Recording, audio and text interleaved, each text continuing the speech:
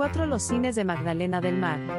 Cerca de mi casa, existían 3 salas de cine o cinemas, Broadway, Brasil y uno más pequeño, el Gardel, dedicado a películas mexicanas.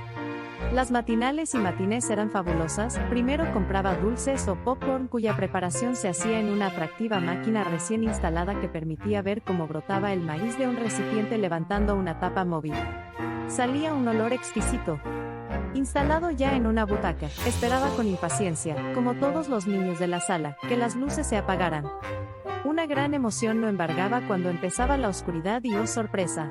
Salían como cortos previos los dibujos más lindos. Toda la sala gritaba y saltaba de júbilo cuando aparecían el Pato Lucas, Tom y Jerry, Mickey Mouse, el Pato Donald y otros personajes queridos. ¡Qué maravilla! Era el paraíso para mí y todos los niños asistentes. En los cines, a veces, presentaban películas de aventuras por capítulos, el lunes del 1 al 5, el martes del 6 al 10, etc. Siempre resultaba al final de una sesión que el bueno de la película, al que se llamaba el joven, quedaba en riesgo de muerte, lo que obligaba a concurrir a la siguiente función para ver qué pasó. El resultado era que siempre se salvaba. Lo máximo era cuando pasaban películas de Flash Gordon, El Hombre Lobo, Frankenstein contra el Hombre Lobo, Drácula, etc. Luego de ver estas películas, cuando ya empezaba a oscurecer, caminaba de regreso a casa con miedo por la pista y no por la vereda, porque pensaba que podría salir entre los árboles o de una casa, el hombre lobo u otro monstruo. En la noche, en casa no dormía y cada sombra en la ventana del dormitorio me daba mucho miedo. En otra época, también abundaban lindas películas relativas a episodios de la Segunda Guerra Mundial que recién había terminado en 1945, pues estábamos en los años 1946, 1947, 1948 o un poco más. Miraba entusiasmado películas de la guerra entre Estados Unidos y Japón, como aquellas tituladas Okinawa, Iwo Jima, Batán, Guadalcanal y otras referidas a verdaderas batallas ocurridas en la Guerra del Pacífico, que significaron triunfos para los Estados Unidos.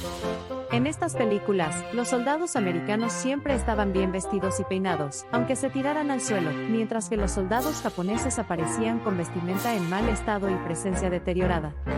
Constantemente el proyector de películas se detenía, lo que generaba el reclamo bullicioso de todos los niños y jóvenes que asistían.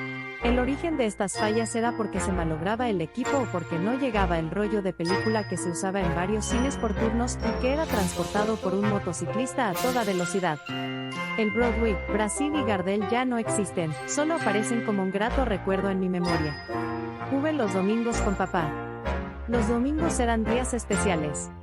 Mi papá tenía un alto cargo en la Guardia Civil, era comandante de la caballería con sede en el cuartel El Potao en el distrito del Rímac en Lima, muy importante en esa época, cargo dotado de auto con chofer.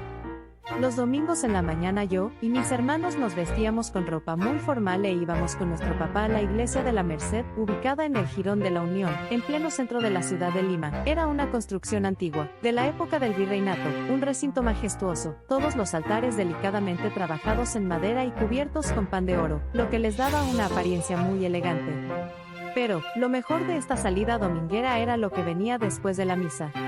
De la iglesia caminábamos unas 4 o 5 cuadras por calles cercanas al Palacio de Pizarro o de los Virreyes, sede del gobierno, y llegábamos a la calle La Virreina, ocupada exclusivamente de pastelerías con dulces de la más alta calidad, todas manejadas por italianos inmigrantes que dominaban la especialidad.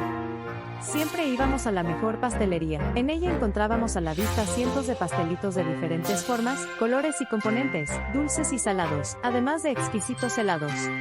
Mi papá dejaba que yo y mis hermanos escogiéramos los pasteles de nuestro agrado. Todos eran una delicia. Ya satisfechos de tantos dulces regresábamos a casa no con muchas ganas de almorzar, pero sí esperando que llegara pronto el siguiente domingo para un nuevo disfrute de pasteles y helados. Vi la huerta de la casa. Mi casa era grande. Les costó mucho esfuerzo a mis padres construirla. Mi papá aportaba dinero ajustando el presupuesto familiar, y mi mamá dirigía a los pocos operarios que trabajaban en la obra. Había épocas en que faltaba dinero para el gasto diario porque todo se aplicaba a la obra. Después de un buen tiempo, la casa quedó terminada en parte. De los 2 pisos previstos solo se construyó uno y parcialmente, quedando el segundo postergado, para no ejecutarse nunca. El terreno era grande y la casa contaba con 2 patios, además de una gran área anterior para jardín y posterior para huerto. A mi papá le encantaban las plantas y los animales, seguramente porque le recordaban su niñez en Moquegua donde su familia poseía tierras. Cuando estaba trabajando en la policía, aplicaba el fin de semana a su jardín. Pasados los años, cuando se jubiló, prácticamente vivía para sus plantas y sus animales. En su huerta, mi papá tenía una colección increíble de plantas, originarias de diferentes lugares, todas crecían muy bien. Había ciruelo, olivo, guayabo, tomate de árbol, damasco, lúcuma, vid, café, mora, plátano, manzana, etc. También tenía muchos canarios de diferentes colores, palomas, una tortuguita, charapa y aves de corral como patos y gallinas. La amplitud del terreno lo permitía. Todas las plantas producían muy bien, para todos era un gran placer comer las ricas uvas rosadas, las ciruelas, las guayabas, las lúcumas, los tomates de árbol a los que llamábamos berenjenas, los damascos. Yo y mis hermanos cosechábamos el café, le quitábamos la cáscara, lo secábamos al sol, luego tostábamos los granos, los molíamos y de allí a la cafetera, y luego a la taza a disfrutarlo. Las gallinas producían huevos diariamente, las camadas de lindos patitos amarillos se sucedían. Yo con mi hermana Aide los llevábamos a la tina del baño a la que llenábamos con agua para que los patitos naden. Los lanzábamos de una especie de trampolín, y veíamos cómo disfrutaban los patitos que se sumergían y salían a flote felices. Fue todo un prodigio de mi papá obtener una buena producción de tan diversas plantas, en un medio ambiente como el de Magdalena del Mar que era húmedo y frío en invierno, con un cielo nublado, algo completamente distinto al hábitat natural de muchas de ellas. Yo gozaba del jardín, los animales y las frutas que tenía a disposición, y ahora reconozco que lo que mi padre creó y mantenía era como el jardín del Edén. Cuando mi padre falleció y un familiar vivía en esa casa, todo se perdió y el huerto quedó en completo abandono, desapareciendo todas las plantas y animales. 7. Las novenas. En cierta época del año, mi mamá, que era muy católica, organizaba al igual que casi todas las familias de Lima, lo que se denominaba la novena. Se trataba de una hora diaria de oraciones por 9 días. Incluía rezos del rosario, Padres Nuestros, Ave Marías, y Dios te salves, además de invocaciones en latín que yo no entendía. A veces escuchaba palabras en latín un poco raras, por ejemplo Virgo potens, las que generaban en pleno rezo mucha risa, pero que mi mamá se encargaba de detener rápido poniendo cara dura. Cada día la novena tenía un organizador distinto, uno de los miembros de la familia que se encargaba de preparar algo para tomar y comer luego de los rezos. Había siempre pastelitos, sándwiches y bebidas. Cada organizador se esmeraba para hacer su trabajo mejor que los demás. Para mí, la rutina y el aburrimiento del rezo diario quedaba compensado con lo que ocurría al terminar la novena diaria, las delicias que comía. Las novenas ahora son un grato recuerdo. 8. Navidad.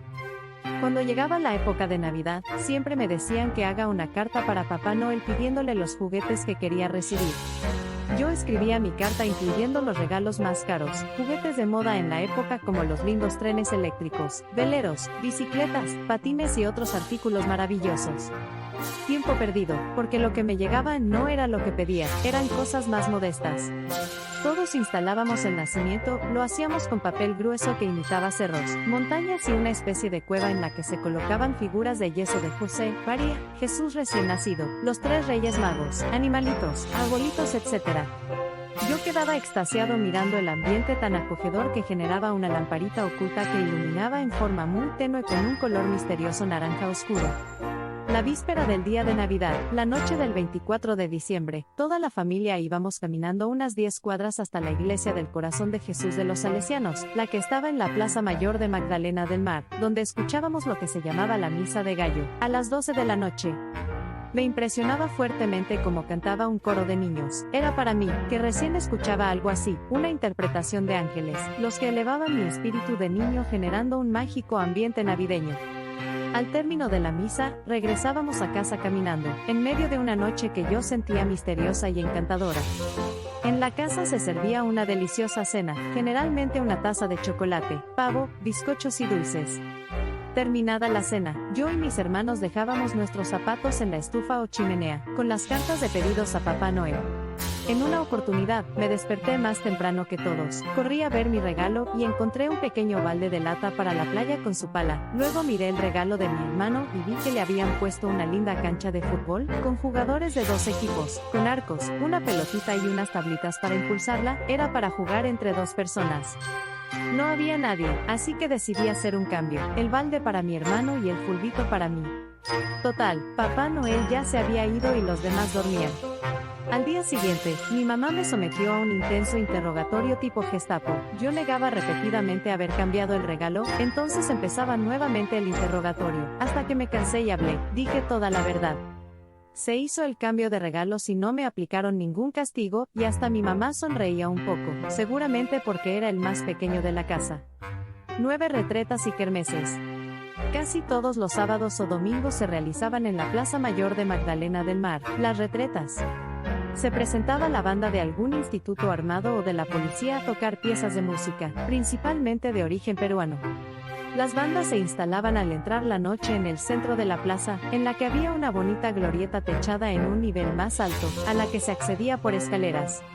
Lamentablemente esta linda plaza fue modificada, y actualmente hay un feo monumento que reemplaza a la hermosa glorieta. A las retretas concurría mucha gente de Magdalena que en esa época tenía una baja población, pero de buen y uniforme nivel social. Chicas bonitas, jóvenes, niñas y niños, adultos y personas de la tercera edad se sentaban o caminaban en noches hermosas y tranquilas, mientras la música sonaba. Algunos sábados y domingos, también se realizaban lindas kermeses durante el día. Se colocaban numerosos stands o kioscos para diferentes actividades. En unos se vendían dulces o comidas, en otros se realizaban tómbolas o sorteos, había aquellos con juegos como de tiro al blanco con perdigones, y muchos otros más. Yo era todavía muy niño y todas estas cosas nuevas eran realmente extraordinarias, gozaba como estando en un paraíso.